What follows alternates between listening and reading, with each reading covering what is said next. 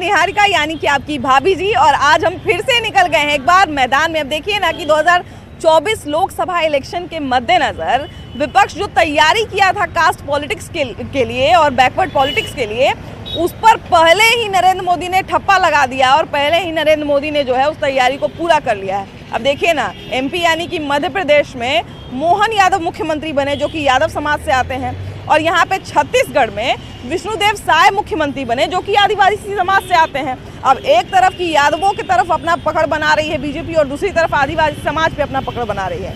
अब वहाँ पे तो यादव भाई मुख्यमंत्री बन गए, लेकिन यहाँ के तो यादव भाई हैं जिन पे हमेशा आरजेडी कहती है कि भैया इनके वोट पर तो हमारा ही कॉपीराइट है। तो यहाँ पे कितना फायदा मिलेगा बीजेपी को, और बीजेपी जो है यहाँ पे कितना यादवों में पकड़ बना पाएगी वहाँ के इलेक्शन को लेके, यही आज हमको जानना है। आज सबसे बड़ा बात ये भी है कि जो मुद्दा विपक्ष सोचे हुए था, जो एजेंडा जो है वो विपक्ष सोचे हुए था, वो कहीं ना कहीं बीजेपी इसको हथियार तो नहीं लिया है जी, हमको तो यही लग रहा है। तो यही सब बात पे जो है ना हम जनता से बात करेंगे, और सही गलत तो बाकी सारी हमारी जनता के समझ का है और सारी जो है बात जनता के हाथ में है। तो यही से जो है ना हम जनता से ही बात करने का निर्णय लिए, इसलिए चलिए हमारी जनता के बीच में आइए। अभी एमपी में बनाया गया है मोहन यादव को, है ना, एक तो मोहन एक तो यादव, है ना, श्री कृष्ण का भी आशीर्वाद मिल जाएगा, यादव लोगों को भी खुश कर देंगे। लेकिन बात है कि यहाँ बिहार में कितना फायदा मिलेगा इस बात का उनको? देखिए, फायदा की बात नहीं है एक्चुअली में। यहाँ पे जनता जिसको वोट देगी उसकी बहुमत जितकी ज्यादा रहेगी उसकी जीत होगी, समझे ना। ये सिंपली से फंडा है, इतना जान लीजिए।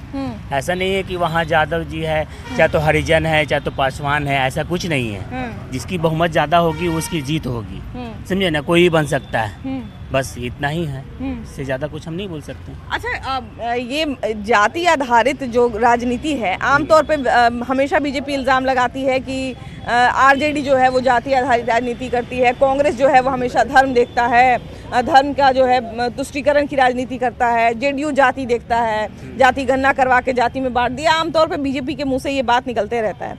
लेकिन अभी बीजेपी ने दो तीर ऐसा मारा है, एक तो यादव को सीएम बनाए, फिर एक आदिवासी को सीएम बनाए। तो क्या लगता है कि ये जो विपक्ष का जो एक टाइम पे एजेंडा हुआ करता था वो अब बीजेपी हथियाने की कोशिश कर रही है, ऐसा कुछ है क्या? कुछ तो है ही ऐसा बात नहीं है कि नहीं है, एकदम 100% है, समझिए ना। और ये धर्म पे चले हैं, हिंदू एकता कर रहे हैं, समझिए ना, उस पे चल रहे हैं वो बात ये। देखिए, वही बात है कि बिहार में या चाहे मध्य प्रदेश की बात करें या छत्तीसगढ़ की बात करें, वो कोई भी राज्य हो, कोई भी देश हो, वहाँ पे जो है जाति आधारित राजनीति कुछ ना कुछ होती है। जरा यहाँ एक चाची बैठी हुई है, थोड़ा इनसे भी बात किया जाए। चाची, यहाँ यहीं रहती है हमेशा से कि कहीं बाहर से आके घर बनाई है? हमको घर भी नहीं बना है, हम अभी आ रही हूँ गांव से। गांव से आ रही हैं? यहाँ बेटा उटा रहता है? हाँ, यहाँ बेटा रहता है। कौन गांव में से आई हैं आप? हम अरवल तरफ से आए हैं। अरवल तरफ से। अच्छा, ये बताइए चाची कि आपके यहाँ अभी भी सब जाति देख के वोट देता है कि फलनमा बाबू कौन जाति के हैं तो इनका वोट दे देते हैं, अपन जात भाई हैं तो उनका वोट दे देते हैं, ये सब देखते हैं क्या? जाति के क्या मतलब है? नहीं देखता है लोग? नहीं, अपन गांव जवार के आदमी हैं, चाहे अपन गोतिया के आदमी हैं, तो इनको वोट देते हैं। विकास जैसा जिनको ऊपर विकास देखेगा कि विकास कर सकते हैं उनको देते हैं। वाह वाह, देखिए चाची को भी इतना बात पता है कि वोट जो है विकास देख के ही देना होता है। अब यहाँ पे कितने सारे लोग जो हैं वो जाति देख के वोट देते हैं, जाति देख के वोट नहीं देते हैं। अब इनसे भी पुरानी एगो चाची है, जरा इनसे बतिया ले जाए। चाची, ना बुझावा? अच्छा, कोई बात ना, कुछ ना। अच्छा, ये बताओ चाची, एगो छोटा सा बात बताओ। अच्छा, तोहनियों के समय में नेता सब गोड़ पर गिर के अथी वोट मांगा ले का? अभी हम ना जाने ताकि नरेंद्र मोदी कितना काम कर रहे हैं और बाकी लोग कितना काम कर रहे हैं। नरेंद्र मोदी अच्छे काम कर रहे हैं। हाँ। गरीबों का सहारा है नरेंद्र मोदी जी। हाँ। और मोदी जी जब से आए हैं, हाँ। विकास का मंजिल आकाश की ओर छुएगा। अच्छा, 2024 के बाद नरेंद्र मोदी रहेंगे कि नहीं रहेंगे? रहेंगे। रहेंगे? हाँ, रहेंगे। हाँ। नरेंद्र मोदी को 10 में से कितना नंबर दीजिएगा? 10 में से 9% नरेंद्र मोदी हैं। वाह वाह। 3 राज्य में जो है बीजेपी जीती है, एक जगह ब्राह्मण को खड़ा किए, एक जगह आदिवासी समाज को खड़ा किए और एक जगह ओबीसी समाज को खड़ा किए हुए हैं। तो हर तरफ से जो है अपने कीड़ा को सुरक्षा देने का काम कर रहे हैं नरेंद्र मोदी। आप लोग उसको किस तरह से देखते हैं? बहुत बढ़िया कर रहे हैं, जो भी कर रहे हैं बहुत बढ़िया कर रहे हैं। और 1947 के बाद यही प्रधानमंत्री बने जो ऐसा कर रहे हैं। और क्या कहें हम लोग। अच्छा, सारी जातियों को जो है एक साथ लेके चलने का या सारी जाति का समीकरण साध के चलने का नरेंद्र मोदी को कितना फायदा होगा? पूरा पूरा फायदा। क्योंकि बिहार में देखिए, बिहार में जो जहाँ रहे, जिस भी जाति का रहे, वो तो यही चाहता है कि भाई कोई एक ऐसा आदमी रहे जो हम लोग का भी काम करे, हम लोगों के बारे में भी सोचे। हर जगह बीजेपी की सरकार ही होगी अब। हाँ, हाँ, हाँ। हाँ। अच्छा, ये बताइए कि विपक्ष जो है, या कहें राहुल गांधी कहें कांग्रेस से, या यहाँ हमारे तेजस्वी यादव कहें या नीतीश कुमार कहें, ये तीनों लोग अपना मुद्दा बनाए हुए थे। तीनों राज्य, 5 राज्य में विधानसभा चुनाव जो भी अभी हुआ उसमें यही मुद्दा बनाए हुए थे, जातीय गणना का ही मुद्दा बनाए हुए थे। लेकिन मुद्दा को तो हाईजैक कर लिए नरेंद्र मोदी जो काम किए, जो बहुत सबस काम किए, और आने वाला समय के लिए जनता पूरे भारत उन्हीं का साथ है, समझे। और जो क्षेत्रीय विधायक दल है वह अपना अपना काम, अपना अपना घर को ठीक करने के लिए लगे हुए हैं, अपने अपने भाई को, भतीजा को और परिवार को गद्दी पर बैठाने के लिए लगे हुए हैं। ये तो वैसा काम नहीं किए हैं। वह आज भी छत्तीसगढ़ और शिवराज सिंह चौहान में मध्य प्रदेश एक ऐसा को उठा करके मुख्यमंत्री बनाए जो उनका घर में कभी सोचा नहीं था कि मेरा घर के भी कोई मुख्यमंत्री बन सकता है। सुन रहे थे कि का तो शिक्षक बनना चाहते थे, उनके पिताजी उनको शिक्षक बनाना चाहते थे। किनको? भजन लाल जी जो बने हैं राजस्थान में, जो बने हैं, उनके पिताजी उनको शिक्षक बनाना चाहते थे। भजन लाल जी नहीं मुख्यमंत्री बने राजस्थान के। हाँ। उनको देखिए कि मुख्यमंत्री बना दिया गया। तो कहीं ना कहीं भैया सारा जाति को एक माला में पिरो दिया। हाँ, बहुत बढ़िया काम कर रहे हैं। और यही नहीं है कि पारिवारिक बात से दूर चले गए हैं। और जो करता उनका बीजेपी के जो करता जो नीचे स्तर के है उसको भी गद्दी पर बैठाने का उनका एक ध्यान है। अच्छा, एक बात और बताइए कि ऐसे हम लोग कहते तो हैं कि हाँ मोदी ऐसे किए, मोदी ऐसे किए, लेकिन कहीं ना कहीं बीजेपी में तो बहुत सारा लोग है ना, बहुत सारा समझदार लोग है, बहुत सारा सब मिल के निर्णय लेता होगा। तो ये जब इतना सारा निर्णय ये लोग सोच के, माने मुख्यमंत्री भी ऐसा सोच के बना रहे 2024 में जो सहायता करे, है ना, तो जो 2024 में जो सहायक बने, तो फिर कांग्रेस में या आरजेडी में या जेडीयू में ये लोग क्यों नहीं इन सब चीजों पर सोच रहे हैं? इन लोग के पास ये अपने आप तक सीमित रह जाना ही पसंद करते हैं। जिसे अभी देखिए यूपी में मुलायम सिंह यादव मुख्यमंत्री बने, तब उनका परिवार बना और अखिलेश यादव। उसके बाद देखिए उनके घर में सब है, अध्यक्ष है, उपाध्यक्ष है, सब तो है। और समाज पार्टी में जोड़िए कि कौन है, राष्ट्रीय जनता दल में चलाइए तो उन्हीं का घर का ना सब है। कांग्रेस में चले जाइए राहुल गांधी, तो आज अध्यक्ष बन गए, कौन खगड़े हैं कि क्या हैं, लेकिन उनका क्या चलता है? वो एक जगह जाते हैं, राहुल गांधी जाते हैं तो कहाँ किसको मान मर्यादा होता है? यही बात तो है। तो ये सब जनता बेवकूफ नहीं ना रहा, अब शिक्षा का ज्ञान आ गया है और जागृत हो गया है। जाति पात अब समाप्त होते चला गया। यहाँ पर 4 जाति है। अगर हमको कुछ हो जाएगा तो यही सब न उठावेगा कि मेरा जात उठावेगा। आपको दिल्ली से उठाने के लिए है, तो ये सब अब सोच से बाहर की ओर चला गया है। ये चलते आपके जाति का तो नेता हो सकता है कि यहाँ से देख के जल्दी से कार तेज करके निकल जाए। वो अपना आवेगा अथी करने के लिए, वोट बैंक बनाने के लिए, समझे। आई तो मोदी जी कम से कम 4 आना हर घर में दे रहे हैं। गरीब हो अमीर हो सभी के पास जा रहा है, चाहे जिस विधि से जा रहा है। फिर 5 बरस के देखिए गल्ला कर दिए हैं। खाने के लिए तो मोहताज कोई नहीं है। गरीब से हो जो घर में चावल है, आटा है, नीमक रोटी बना के खा लेता है। भाई आप जानता तो नीमक रोटी न खाएगा, बाकी तो नेता के देख ही रहे हैं VIP अलमारी में क्या क्या मिल रहा है, क्या क्या मिल रहा है जो देखने की ये कांग्रेस के मशीन फेल हो गया। कितना अरब उतना पैसा अगर किसी के पास रहता तब यहाँ 5-5 रुपया के लिए आदमी मोहताज है। यहाँ पे देखिए कि तमाम तरह की चीजें हैं, जातीय समीकरण भी है। उसके बाद लोग कहते हैं कि भैया अंत में तो विकास पे ही लोग वोट देते हैं, लेकिन कहा जाए कि सारा लोग जरूर चाहता है कि हाँ आप भाग कह रहे हैं। अच्छा ये बताइए कि हिया पर जो है कौन कौन नेता को हिया देखे हैं आप? आपके गांव में कौन कौन नेता पहुंचे हैं? हम लोग लालू जी और कांग्रेस से खिलाफ है।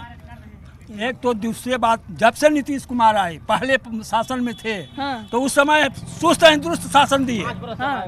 उसके बाद 5 वर्ष के बाद इनका दुरुस्त, आज ऑफिस में जाते हैं बिना घूस का कोई काम नहीं होता है। हम लोग बिना घूस के कोई काम नहीं होता है कोई ऑफिस में। जैसे कौन काम करवाने गए कि आपको? जैसे कोई भी काम ब्लॉक में जाते हैं, अनुमंडल में जाते हैं, आपको हॉस्पिटल में जाते हैं, हम लोग का ठुकरा दिया जाता है। गरीब को एकदम कोई माने वर्चस्व, हम लोग का कोई सुनवाई नहीं होता। भैया तो यहाँ पे तो बिहार में जब से जातीय गणना हुआ है तब से नीतीश कुमार यही कह रहे हैं कि हम सारे जो है जो पिछड़ी जातियां हैं या जिन जातियों को उतना नहीं रोजगार मिल रहा है, उतना नहीं पैसा मिल रहा है, उसको जो हम आगे बढ़ाने के लिए किए हैं, तो तब से कुछ नहीं हुआ। खाली माने कि उनका कागज पर है, कागज पर है, प्रैक्टिकल में थ्योरी में नहीं है। हुआ था कहाँ कुछ प्रभाव पड़ रहा है, जनगणना में भी हुआ है, प्रभाव पड़ रहा है जातीय गणना पर। उन्हीं का कार्यालय, उन्हीं का मुख्यमंत्री कार्यालय प्रभाव पड़ रहा है। आम जनता के पास कोई प्रभाव नहीं पड़ रहा है कि इससे वो तोड़ने का काम किए। देखिए सबसे बड़ी बात है कि रिजल्ट क्या है, कितना प्रक्रिया चला, उससे ज्यादा जरूरी ये है कि रिजल्ट क्या आ रहा है ना। सबसे पहला पॉइंट हम लोग का लोकतंत्र में बताता है कि वंशगत राज नहीं होना चाहिए। हाँ, बिल्कुल। मोदी लोकतंत्र का मतलब ही है लोक के द्वारा लोक के लिए शासन। यह लालू जी का शासन राजतंत्र है और कांग्रेस का शासन राजतंत्र है, जो कि वंशावली है। तो लोकतंत्र में आज हमारा संविधान बताती है कि सरकार जो अस्थाई है और राज अस्थाई है। कोई भी हमारा गरीब का भी बाल बच्चा चीफ मिनिस्टर या प्रधानमंत्री बन सकता है। हाँ, बाकी क्यों नहीं है कि राहुल गांधी, सोनिया गांधी क्यों मनमोहन सिंह थे तो रिमोट मुख्य प्रधानमंत्री थे, और आज लालू जी के शासन में राबड़ी देवी रिमोट मुख्यमंत्री थे। अच्छा, तो तेजस्वी यादव तो कहते हैं कि गरीबों के एक ही मसीहा थे लालू यादव और उसके बाद तेजस्वी यादव हैं। वो बोलते हैं ना, बाकी जनता उनको साथ देगा था ना, उनको बोलने से तो नहीं ना होगा, जनता उनको साथ देगा। इसी तरह से जॉर्ज फर्नांडिस ने कही थे इसी जगह भाषण में कि 4 गो को हम लोकसभा में जीतने नहीं देंगे। नीतीश कुमार का वाराणसी से कितना फॉलोइंग? हाँ, पॉपुलर तो हो गए नीतीश कुमार जी पूरे, ताकि कहूँ से वो चुनाव लड़ सकते हैं। उनका कोई कहूँ से लड़ सकते हैं भैया। लेकिन देखिए अब कोई भी जो राजनीतिक पार्टी अगर लड़ता है तो पहले पूरा समीकरण देख लेता है ना, कि यहाँ पे कितना हमको जाति पर वोट पड़ेगा, कितना हमको यहाँ पे बदलाव में देखना चाहता है ना। तब वो समीकरण देखी के ना लड़ेंगे। अब झूठा कह रहे हैं कि वहाँ से लड़िए, जहाँ ब्राह्मण बोले वहाँ से लड़िए, वहाँ से जीतेंगे थोड़े। समीकरण जहाँ रहेगा वही ना जीतेंगे। अच्छा, तो समीकरण के हिसाब से क्या लगता है, नीतीश कुमार को वहाँ से उतरना चाहिए कि नहीं उतरना चाहिए? वाराणसी से उतरना चाहिए कि नहीं? हाँ भैया, नीतीश कुमार जी को फूलपुर से उतरना चाहिए। अगर प्रधानमंत्री भी दम है तो भी फूलपुर चले, बनारस छोड़े, वो भी फूलपुर से लड़ रहे हैं, नीतीश कुमार भी फूलपुर। नीतीश कुमार का एक बार आप सुने होंगे कि बहुत जोर से चर्चा हुआ था कि नीतीश कुमार हो सकता है फूलपुर से चुनाव लड़ेंगे, है ना? लड़ेंगे तो एक बार जीतेंगे, फूलपुर से जीतेंगे, इसमें कोई दम नहीं। उनका समीकरण वहाँ अच्छा है, जहाँ जिसका समीकरण रहता है। अब तो चुनाव हो गया है समीकरण पर। अब तो ऐसा नहीं है कि किसी पार्टी वाला के, अभी बिहार के अंदर में अगर नीतीश कुमार जी लालू जी अगर मिलकर इकट्ठा लड़ जाए तो बीजेपी की तो औकात के पता बिहार से लगेगा, ये देखने के लिए मिलेगा। केवल उसमें अगर दम है, मैं ईवीएम मशीन हटा दे और बैलेट से चुनाव करवा दे। बैलेट से जिस दिन चुनाव होगा वो दिन फुल बहुमत में लोग क्षेत्रीय पार्टी आएगा।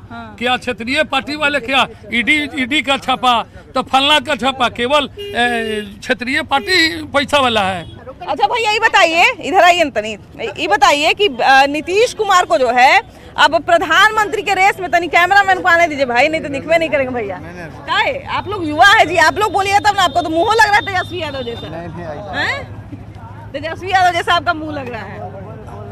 अभी लालू यादव को वोट देते हैं। सरकार आना चाहिए, ना सिखाइए नहीं भैया, सिखाइए नहीं, सबका अपना अलग अलग मन होना चाहिए। घोटालेबाज है सब खाना है, आंगर लांगर के नहीं दे रहा है कुछ।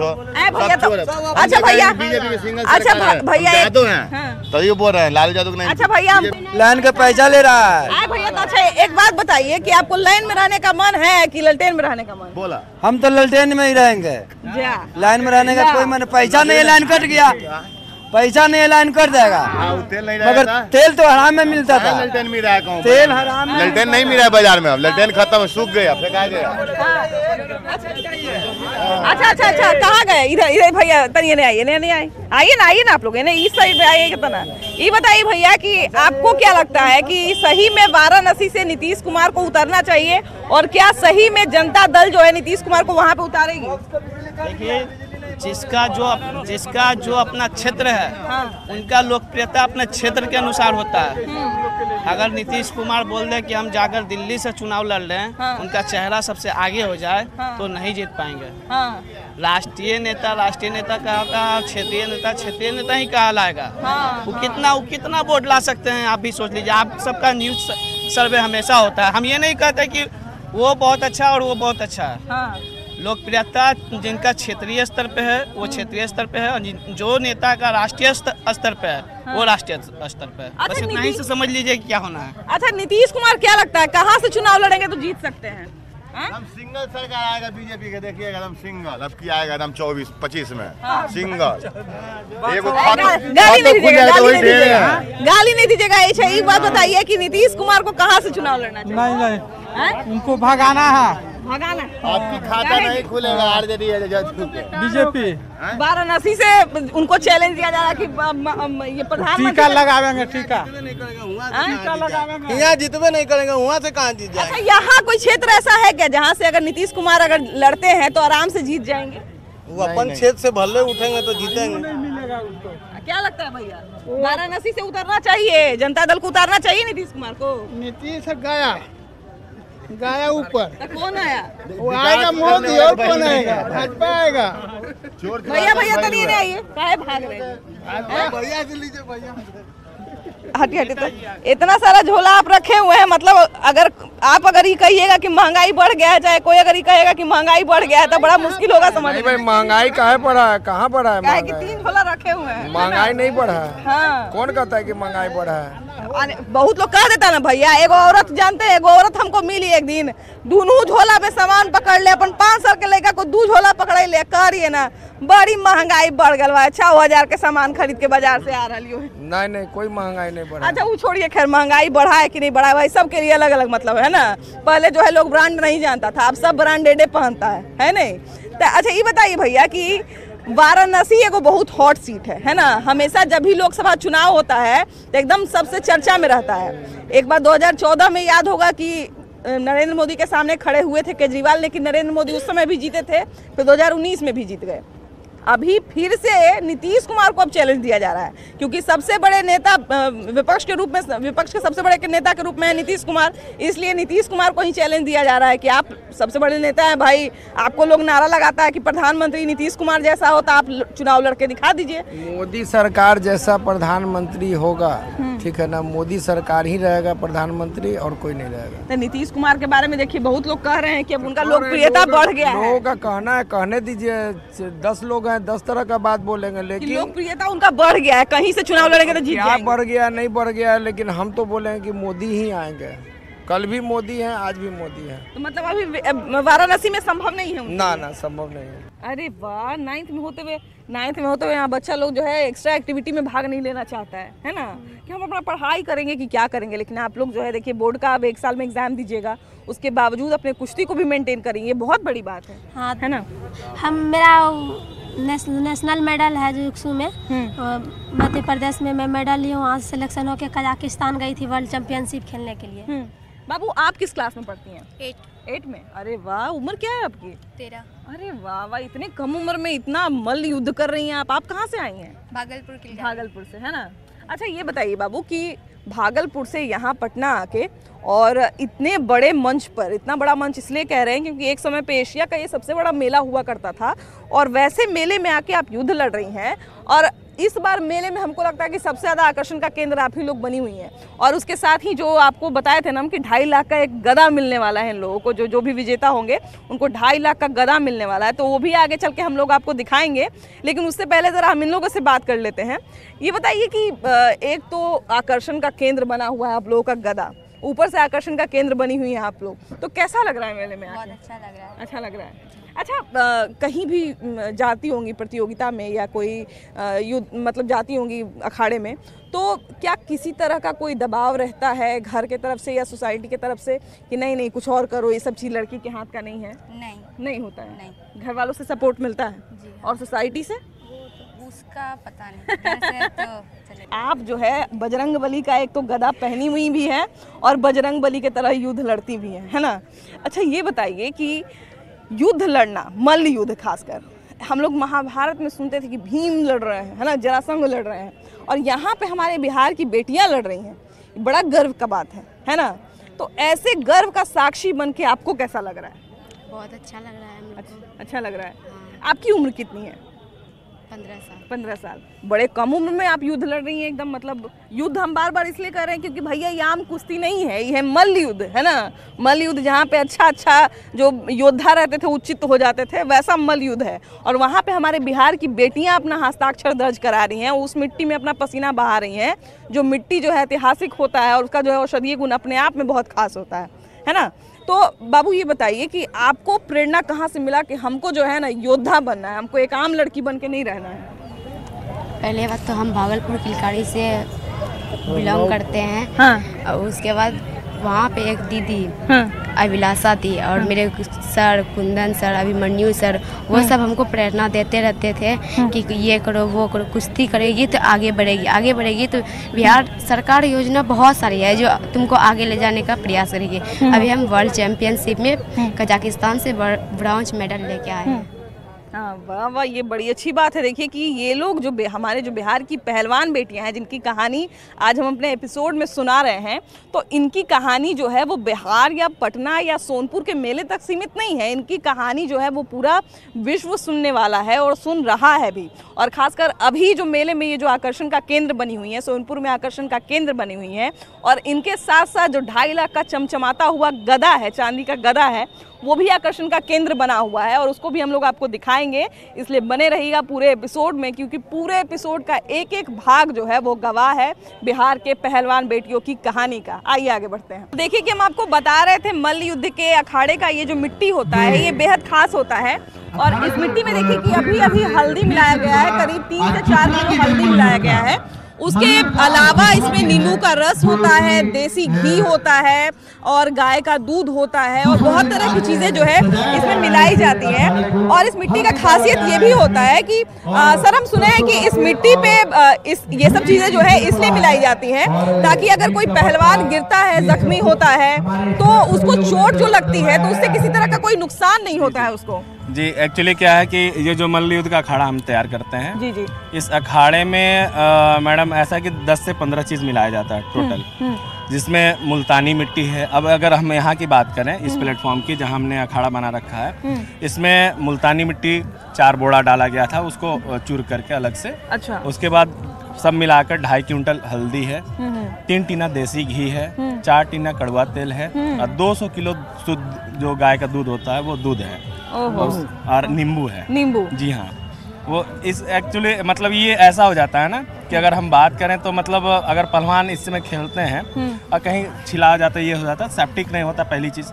दूसरी चीज़, जितने भी पहलवान हम लोग हैं, इनको जब तक ये रेसलर है, खेल रहे हैं, इनको ना साबुन की ज़रूरत है, ना शैम्पू की ज़रूरत है, कुछ नहीं। हाँ। और जितनी चीज़ों का नाम बताया वो सब हमको लगता है कि उन सब का एक अपना औषधीय गुण होता है ना। और ये सबका औषधीय गुण जब इस मिट्टी में मिल जाता है, और ख़ास तौर पे हमको लगता है कि जिस चीज़ का आपने सबसे ज़्यादा नाम नहीं बताया जो बेहद खास है, और वो है पहलवानों का जो इसमें पसीना गिरता है, उसका एक अपना जो गुण इस मिट्टी में आता है। और हम सुने कि इस मिट्टी जब ये पूरा अखाड़ा जब लड़ाई हो जाती है, मल्ल युद्ध हो जाती है, तो फिर सुने हैं कि ये पहलवान अपने घर लेके जाते हैं। बिल्कुल, क्योंकि ये हम लोग ये मिट्टी जब मिट्टी नहीं रही, ये एक औषधि के रूप में आ गई है। इससे हम लोग अपना देह में जब पहलवान खेलते हैं तो इसको अपने बॉडी में लगाते हैं, शरीर में लगाते हैं इसे, क्योंकि उसका अगर कहीं चोट भी लग गई है तो इस मिट्टी में हल्दी में लगी हुई है, शुद्ध घी है, दूध है, नींबू है, वो एक समझिए एक आयुर्वेदिक मिट्टी बन गई है। ये मिट्टी की कीमत अभी लाखों से ज्यादा है। बिल्कुल बिल्कुल बिल्कुल। इस चीज की कोई कीमत ही नहीं, कोई कीमत नहीं लगाई जा सकती है। हाँ। इसमें हम लोग 5 दिन से लगे हुए हैं कंटिन्यू मिट्टी में घी लगाने का काम। घी लगा के फिर मिलाते हैं हम लोग इसको है। हाँ। हल्दी को फिर मिलाते हैं इसमें है। हाँ। लगभग 4 से 5 टन हल्दी लग चुकी है, इसमें मिल चुका है पहले। और इस मिट्टी की खुशबू भी बेहद मतलब अलग तरह की है, क्योंकि इसमें दूध दही मिली है। समझिए जो भगवान का शिव जी का जो सेवन करते हैं हम लोग, दूध दही चढ़ाते हैं, उसी पर इसमें हम लोग किए हैं। इसमें नींबू डाले हैं, दूध डाले हैं, घी डाले हैं। मतलब इसका एक अलग, इसका कोई कंपेयर नहीं हो सकता। तो देखिए कि यही वो चमचमाता हुआ चांदी का गदा है और ये इसकी कीमत जो है 2.5 लाख, करीब 2.5 लाख बताई जा रही है। और इसके अंदर का जो चीज़ आप देख रहे हैं ये कोई खोखला नहीं है, ये पूरा इसका वजन है। और इसका जो है ये पूरा ये जो चमचमाता हुआ गदा है, चांदी का गदा जो है, वो जो भी इस पूरे प्रतियोगिता में जीतेगा, ये जो मल्ल युद्ध जो अखाड़ा में जो बाजी मारेगा उसको मिलेगा और उसके अलावा उसको 1 लाख रुपए का इनाम भी मिलेगा। तो यही जो है वो हम आपको दिखाने का जो है दिखाने के बारे में कह रहे थे और दिखाने का वादा किए थे। तो यही वो चमचमाता हुआ गदा है और ये अंतिम में, प्रतियोगिता के अंतिम में, मल्ल युद्ध के अंतिम में विजेता को मिलेगा। इसके साथ ही इस एपिसोड में इतना ही। अगले एपिसोड में हम लोग फिर से मिलेंगे एक नए मुद्दे के साथ, लेकिन तब तक के लिए युद्ध देखिए और एंजॉय करिए। Bye bye.